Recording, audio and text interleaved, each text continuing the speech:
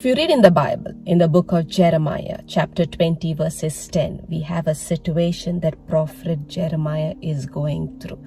Jeremiah was used by the Lord. He had a call of the Lord in his life, and he was the mouthpiece for the Lord. And while he's serving the Lord, he encounters a problem. Let's look into Jeremiah, chapter 20, verses 10. For I have heard the whispering and defaming words of many, terror on every side. Denounce him. Let us denounce him. All my familiar and trusted friends, those who are watching for my fall, say, perhaps he will be persuaded and deceived. Then we will overcome him and take our revenge on him. Can you picture what Jeremiah is going through? People are against him. They're speaking against him, defaming his name. And who are the ones? His trusted and familiar friends. And not only that, they are waiting for an opportunity where Jeremiah will slip and fall, and they will take revenge on him. Can you imagine the intensity of the problem? Just think about it. If you are going through the same thing, what comes to your mind? Maybe in the workplace where people are speaking against you, your immediate reaction would be, I will leave this job.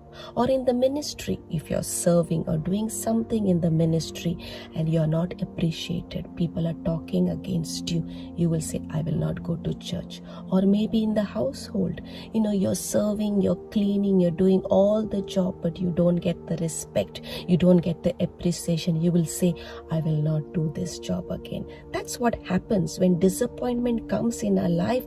We try to look inwards. We look at the problem, we look at the situation, and we feel like quitting. We feel like giving up and saying, I will never do this again.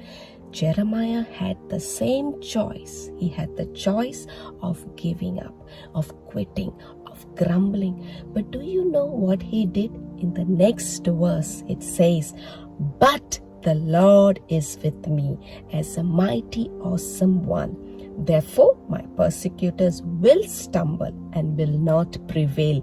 They will be greatly ashamed, for they will not prosper. Can you see the shift in Jeremiah's life, in the situation that he's going through? Just being aware of God's presence changed the whole thing.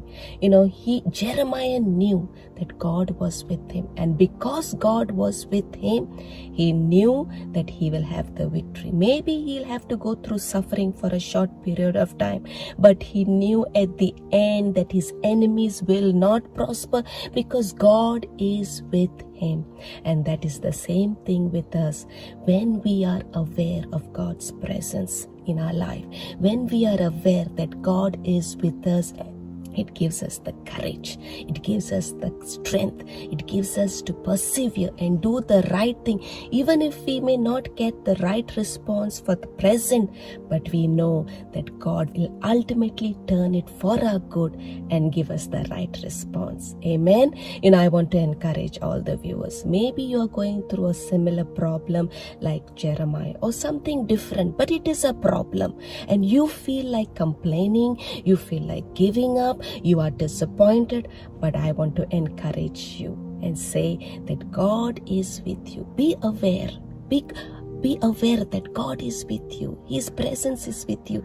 And when He is with you, He will give you the strength to go through the suffering. And not only that, when the time is right, God will change your time of suffering and give you victory. Amen. God bless you.